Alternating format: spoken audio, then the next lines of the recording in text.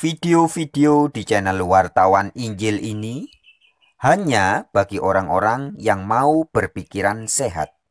Bagi yang tidak mau, skip aja.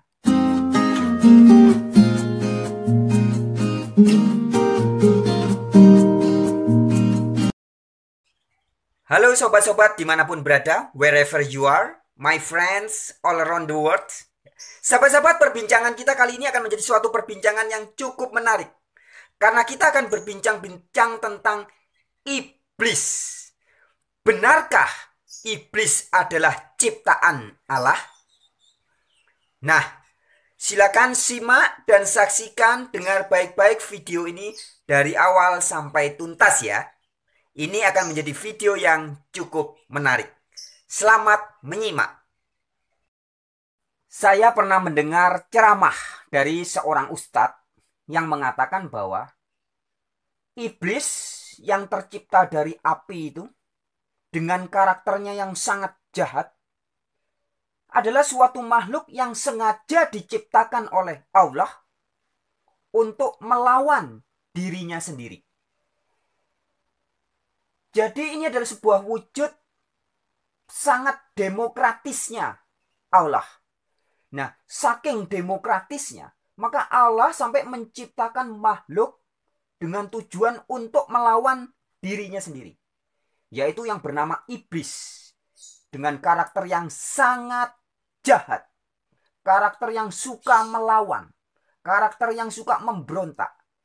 Sengaja diciptakan oleh Sang Maha Pencipta. Begitu kata ustadz ini. Seorang ustadz yang berinisial ES. Nah, sahabat-sahabatku, video ini kita beri judul Benarkah Iblis Ciptaan Allah? Ya. Iblis yang berkarakter sangat jahat, pemberontak, sombong, dan sebagainya ya. Sangat jahat ini yang melahirkan pembunuhan, segala bentuk pembunuhan dengan variannya. Pembunuhan dengan cara halus, dengan cara sakit penyakit, atau pembunuhan secara sadis, secara ganas, secara garang, secara licik, dan sebagainya ya. Kemudian juga sangat jahat yang menimbulkan penipuan, kebohongan, baik kebohongan putih, kebohongan abu-abu, maupun kebohongan yang jelas-jelas jahat. Juga menciptakan korupsi, baik korupsi waktu maupun korupsi yang sangat sadis dan jahat. Menciptakan penyebaran narkoba, virus penyakit, dan sebagainya. Ya. Kemudian juga berkarakter pemberontak. Suka melawan segala perintah-perintah Allah. Juga amat sangat sombong. Ya. Ingin menyamai dirinya dengan Allah.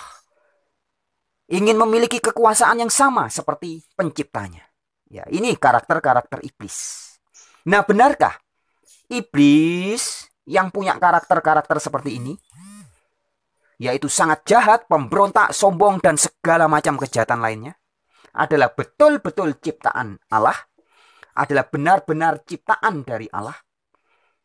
Jika jawabannya iya, sekali lagi ya, jika seandainya jawabannya adalah iya, bahwa iblis yang berkarakter sangat jahat, pemberontak, sombong, bla bla bla bla, dan sebagainya itu adalah betul-betul ciptaan Allah, maka artinya, suka tidak suka, mau tidak mau, konsep ini akan membawa kita kepada kesimpulan bahwa Allah terlibat dengan segala bentuk kejahatan.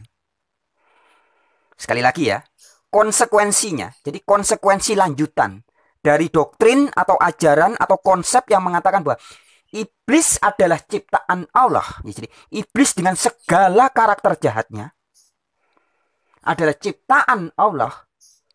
Maka konsep atau ajaran yang seperti ini akan berkonsekuensi lanjutan, akan menimbulkan kesimpulan lanjutan bahwa Allah terlibat dengan segala bentuk kejahatan, pemberontakan, dan kesombongan yang terjadi di dunia ini.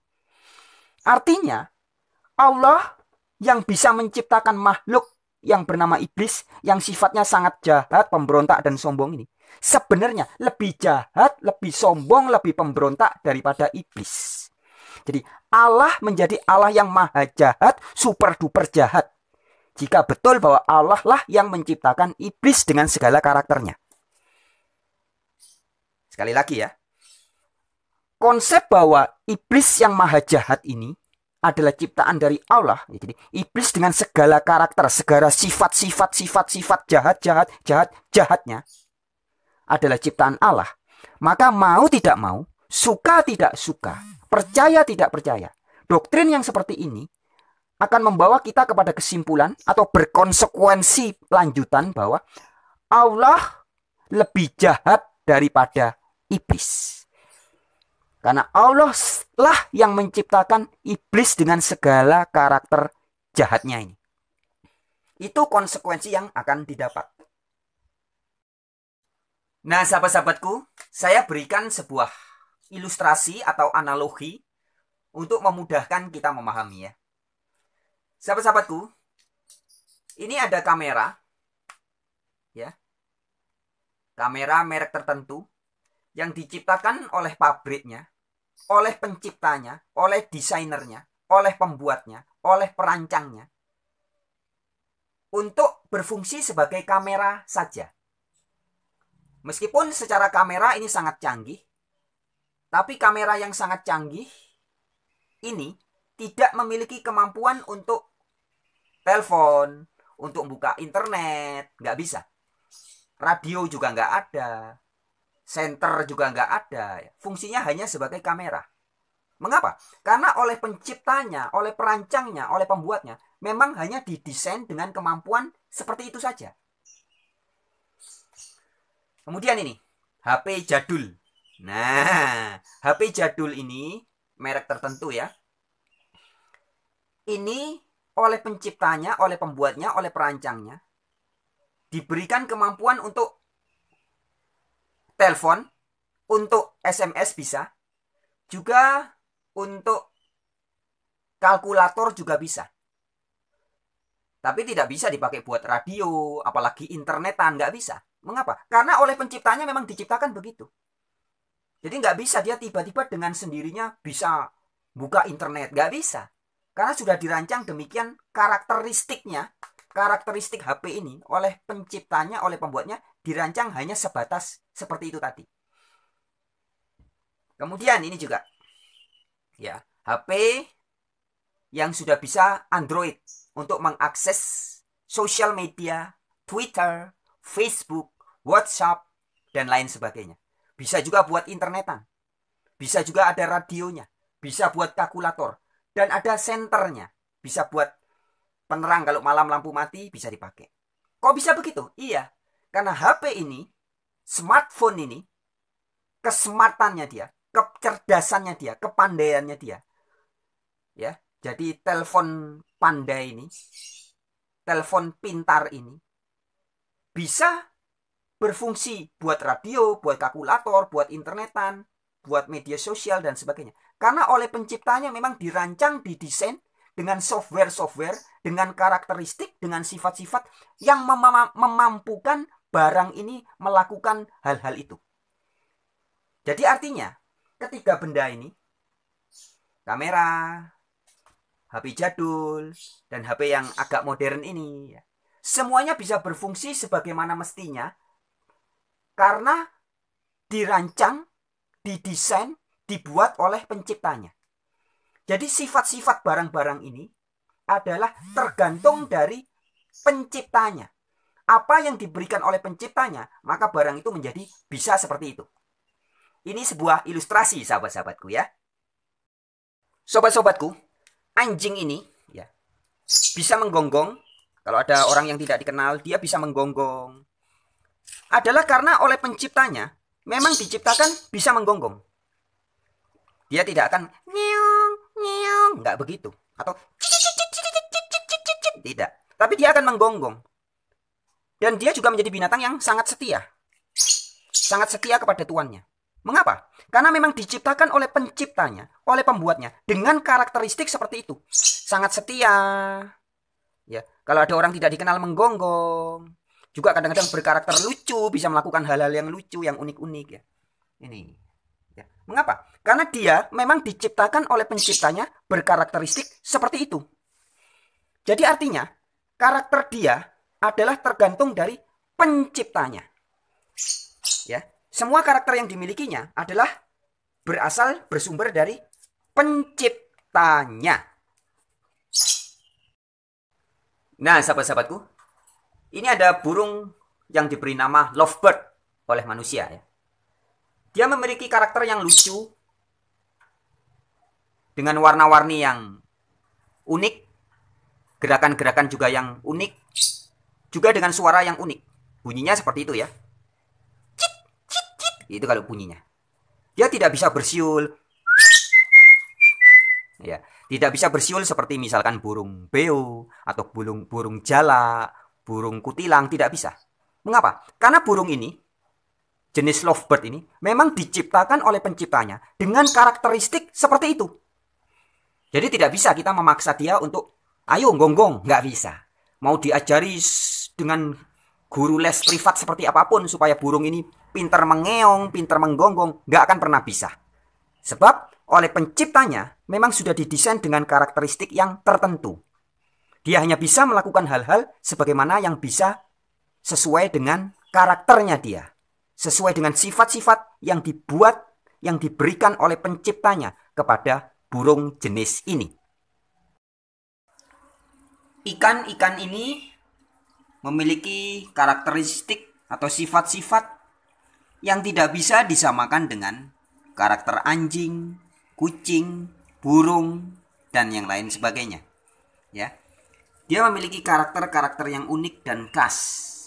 Tidak bisa ikan dipaksa untuk terbang seperti burung.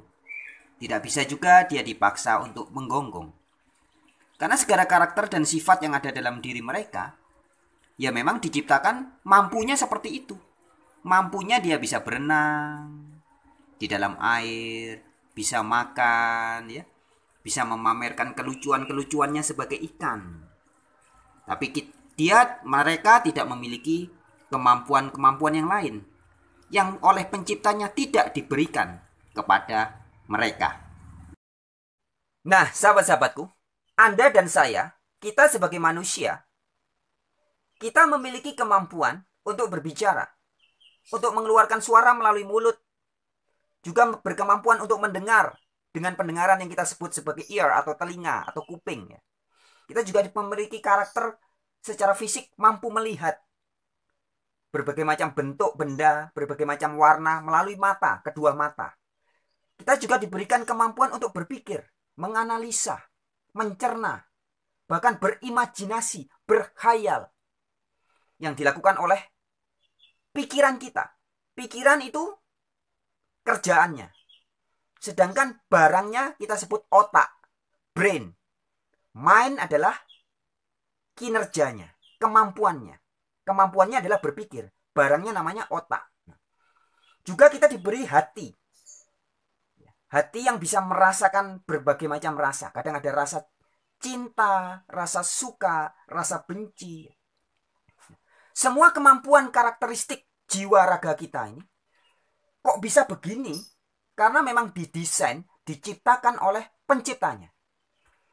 Anda dan saya bisa merasakan rasanya manis, asam, kemudian asin, dan segala macam rasa makanan karena kita memiliki lidah, indera perasa yang memang didesain dengan karakteristik seperti itu oleh penciptanya. Mata kita bisa membedakan berbagai warna. Konon katanya, menurut para ahli dan peneliti binatang, singa tidak bisa membedakan warna selain hitam dan putih. Jadi binatang jenis singa itu hanya bisa melihat warna hitam putih saja. Tidak bisa dia membedakan warna merah, biru, hijau, kuning ya. Mengapa begitu? Ya karena memang diciptakan dengan karakteristik kemampuan matanya seperti itu. Jadi artinya sahabat-sahabatku, semua barang ciptaan tadi seperti handphone, kamera, ya, atau bunga, atau tumbuhan, pohon-pohon, atau binatang, tadi ada contoh anjing, burung, ikan, dan sebagainya ya. Kita semua sebagai ciptaan memiliki karakteristik sesuai yang diberikan oleh penciptanya. Jika Android ini, HP, smartphone ini, diberikan hardware dan software untuk mampu mengakses internet, maka dia bisa dipakai untuk mengakses internet. Tapi jika tidak diberi kemampuan, hanya diberi kemampuan seperti HP jadul ini, bahkan ini radio pun nggak bisa, belum bisa, ya maka nggak bisa. Tadi juga sudah saya berikan contoh. Anjing yang pintar, yang cerdas pun dilatih untuk berdesis seperti burung, bersiul seperti burung, nggak bisa. Burung yang jenis lovebird yang pintar pun, yang lucu, yang dirawat, diberi makanan mahal sebagaimanapun mahalnya, tapi dilatih untuk menggonggong atau mengeong seperti anjing atau seperti kucing, nggak akan bisa. Karena karakteristiknya memang sudah diciptakan seperti itu. Nah, sahabat-sahabatku, ini semua adalah sebagai analogi atau ilustrasi bahwa ciptaan hanya bisa berfungsi, hanya bisa berkarakter, hanya bisa bersifat sebagaimana diciptakan oleh penciptanya. Sekali lagi, ciptaan hanya bisa berfungsi atau bersifat berkarakteristik sebagaimana yang diciptakan atau diberikan oleh penciptanya. Nah, baik sahabat-sahabatku, kita sekarang kembali kepada tema kita ya. Benarkah iblis adalah ciptaan Allah? Kita ingat bahwa barang ciptaan, misalkan ini ya, ini ciptaan pabriknya, dan smartphone ini hanya bisa berfungsi sebagaimana sesuai dengan sifat-sifat yang dibuat oleh pembentuknya. Jadi dia bisa mengakses internet, bisa buat radio, bisa buat kalkulator, bisa buat senter dan sebagainya ya. Bisa juga buat kamera ya. Adalah karena oleh penciptanya, oleh pabriknya memang didesain seperti itu. Ya. Nah, maka jika iblis berkarakter sangat jahat, pemberontak dan sombong, maka pasti penciptanya juga memiliki sifat yang lebih dari karakter ini. Bisa dipahami ya? Jika iblis adalah ciptaan, iblis adalah barang ciptaan atau suatu makhluk ciptaan yang berkarakter sangat jahat, pemberontak, sombong, dan sebagainya tadi, maka sebagai ciptaan, pasti penciptanya telah memasukkan karakter-karakter ini ke dalam makhluk ini. Ya. Jadi makhluk ini, makhluk iblis ini bisa berkarakter sangat jahat, memberontak, dan sombong. Sebab memang oleh penciptanya diberi karakter itu. Kira-kira begitu. Nah, dengan kesimpulan itu, maka sudah pasti penciptanya adalah lebih jahat dari iblis. Nah, sobat-sobatku, pemikiran atau kesimpulan atau konsep seperti inilah salah satu dari beberapa konsep-konsep lain. Jadi salah satu ya, bukan satu-satunya, tapi salah satu dari beberapa pemikiran-pemikiran lainnya yang mendukung saya sekitar tahun 2009 dulu, 2010 saya menjadi seorang agnostik atau pemikir bebas. Bahkan saya sempat menjadi ateis. Ya, karena saya berpikir bahwa jika betul iblis memang maha jahat, maka penciptanya pasti lebih jahat dari dia. Jika betul barang ini, smartphone ini adalah ciptaan manusia, maka penciptanya, perancangnya pasti jauh lebih pintar, lebih smart daripada smartphone ini.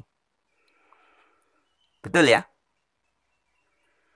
Jika kamera ini dengan segala kemampuannya, dengan segala kecanggihannya, bisa berbuat baik, berbuat bagus, menciptakan hasil gambar-gambar yang bagus, maka penciptanya pasti lebih smart, lebih cerdas, lebih hebat daripada kamera ini.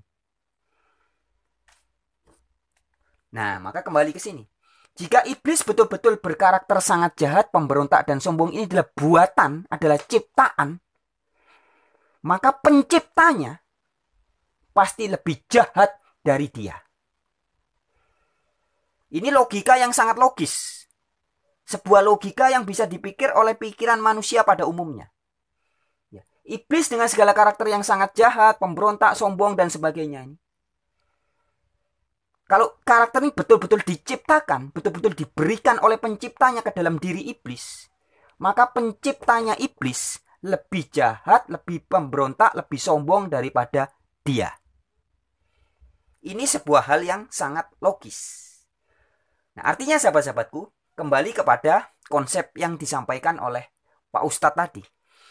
Menurut Pak Ustadz berinisial ES tadi ya, bahwa iblis dengan segala karakternya yang sangat jahat ini sesungguhnya adalah ciptaan dari Allah. Iblis dengan segala karakternya yang sangat jahat, pemberontak dan sombong ini adalah sengaja diciptakan oleh Allah. Nah, otomatis tidak salah jika kemudian konsep itu menimbulkan kesimpulan bahwa Allah lah pencipta segala macam kejahatan, pemberontakan, dan kesombongan. Ya, karena iblis adalah ciptaan Allah. Iblis yang karakternya sangat jahat, pemberontak, dan sombong ini adalah ciptaan Allah. Sehingga secara langsung sebenarnya Allah lah sumber segala bentuk kejahatan, pemberontakan, dan kesombongan. Ya, jadi Allah, ini kalau betul ini kita berandai-andai. Seandainya benar, ini Allah menciptakan iblis dengan segala karakter jahatnya. Iblis yang sangat amat jahat ini, yang menimbulkan segala bentuk kejahatan, menimbul segala bentuk kesombongan, kesadisan, pembunuhan, dan segala macam kejahatan ini adalah ciptaan Allah. Maka bisa dibilang Allah lah pencipta segala kejahatan yang terjadi di muka bumi ini. Itu kesimpulan yang tidak bisa dibantah dan tidak bisa ditolak. Jika iblis yang maha jahat ini adalah ciptaan Allah, maka Allah pencipta maha jahat ini, Allah sang pencipta maha jahat. Ya, maha jahat yaitu iblis diciptakan oleh Allah, atau Allah pencipta si maha jahat. Berarti Allah juga memiliki karakter jahat. Karena Allah lah sumber segala karakter yang ada di dalam diri iblis. Ini sebuah kesimpulan, sebuah konsekuensi dari ajaran atau konsep yang mengatakan bahwa Allah adalah pencipta iblis dengan segala kejahatannya. Atau iblis yang maha jahat ini adalah ciptaan, sengaja diciptakan oleh Allah. Nah, sekarang sahabat-sahabatku, bagaimana dengan pemberitaan atau kisah yang disampaikan oleh Alkitab atau Bible, yang di dalamnya ada kitab Taurat, kitab para nabi, kitab kebijaksanaan, Amsal, kemudian Mazmur, kemudian juga ada Injil, juga ada kitab nubuat-nubuat, ada kitab Wahyu dan sebagainya. Apa yang bisa kita temukan yang diberitakan atau diwartakan oleh Bible atau Alkitab? Benarkah iblis adalah ciptaan Allah? Jawabannya adalah tidak benar. Iblis menurut Alkitab tidak dikatakan iblis adalah ciptaan Allah. Tidak. Iblis ini dari bahasa Yunani diabolos. Nyebutnya iblis ya, maknanya adalah si pemberontak, si lawan, atau si pemberontak.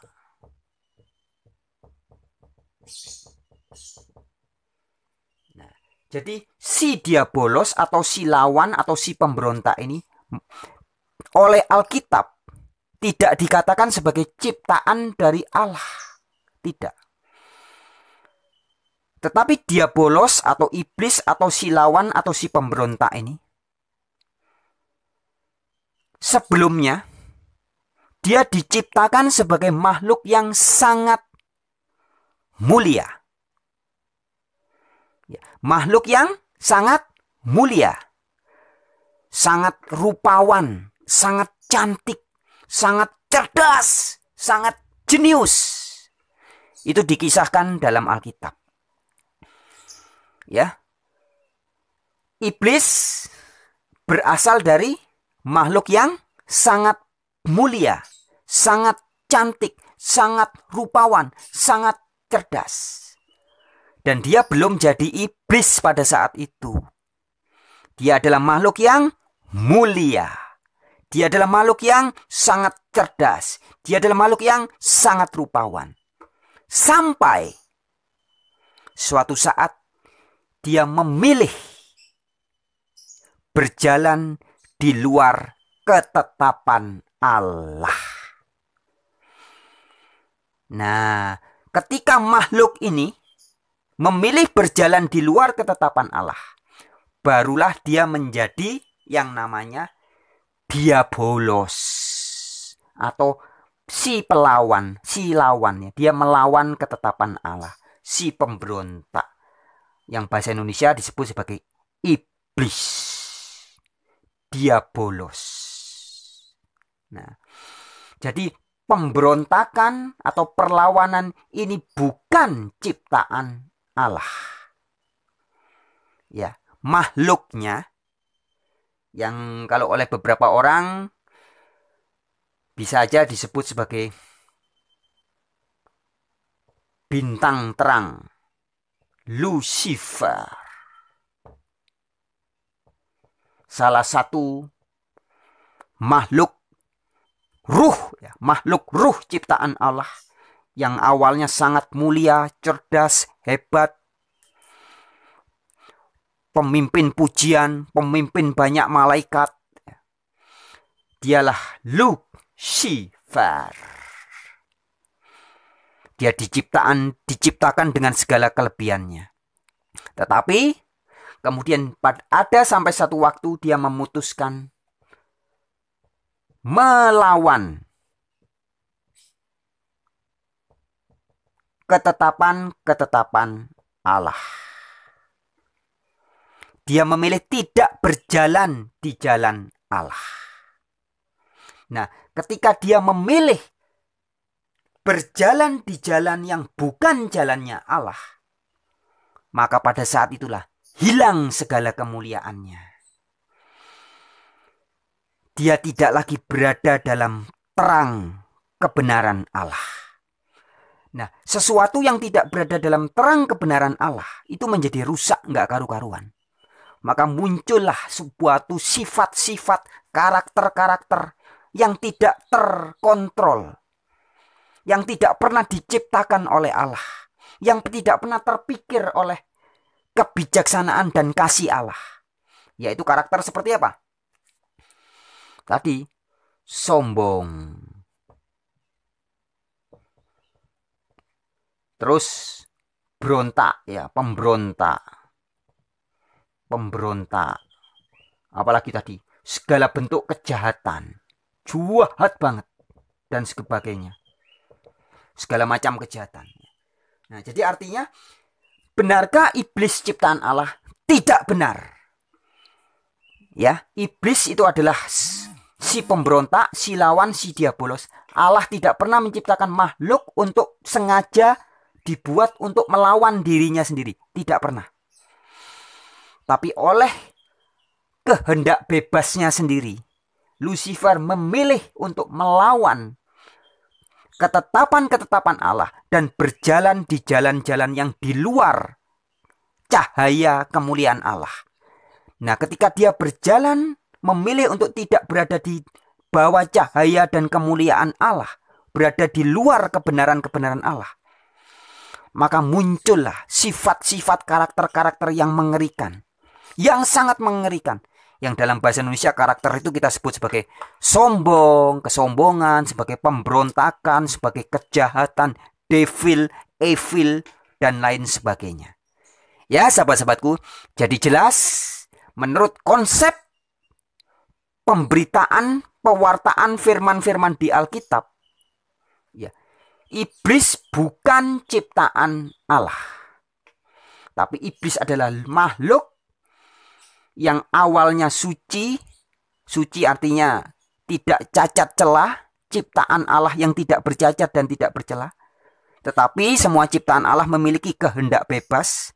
Nah, Lucifer sebelum menjadi iblis, ya, dia memilih jalan yang salah. Nah, ketika dia memilih jalan yang salah, maka jadilah dia seorang pemberontak atau seorang diabolos atau seorang iblis. Demikian sahabat-sahabatku, kita akan lanjutkan di video yang lain.